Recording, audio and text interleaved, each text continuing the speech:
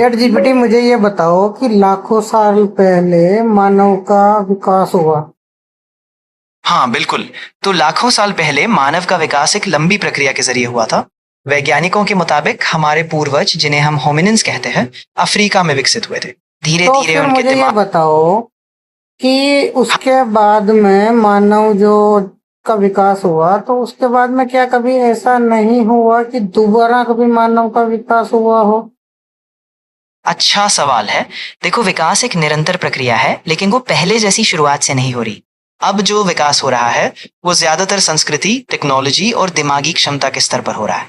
जैविक बदलाव लेकिन कम होते। मेरी बात सुनो पहले कि जैसे कीड़े मकोड़े या किसी और छोटा जीव है उसका विकास तो हो जाता है, हाँ, मानव का अभी तक दोबारा कभी विकास कैसे नहीं हुआ है?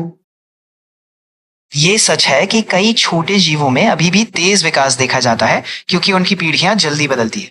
लेकिन मानव में चूंकि हमारी पीढ़ियां धीमी हैं और हम सामाजिक तकनीकी बदलावों से ज्यादा प्रभावित होते हैं, इसलिए हमारा जैविक विकास इतना तेज नहीं हो रहा जितना फिर पहले कितना हुआ करता था। फिर मानव कितना धीमा का उद्भव होता है?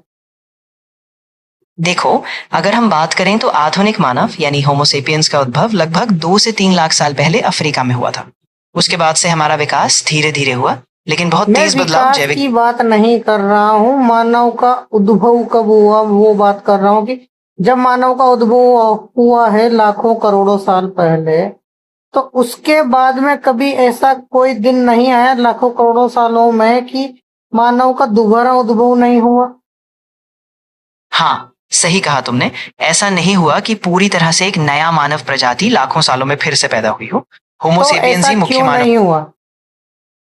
असल में ये इसीलिए नहीं हुआ क्योंकि मानव का विकास धीरे धीरे हुआ, और इसके लिए कई अलग अलग जैविक और पर्यावरणीय कारक जिम्मेदार थे। साथ ही मनुष्यों की सामाजिक और तकनीकी प्रगति ने हमें सफल प्रजाति बनाए रखा, तो जिससे फिर कोई क्या बिल्कुल न... अभी तक जैसा तुमने हाँ। बोला है कि धीरे धीरे विकास हुआ है, पर्यावरणीय कारक जिम्मेदार है, तो लाखों साल हो गए अभी तक, फिर भी दोबारा मानव का कभी उद्भव नहीं हुआ?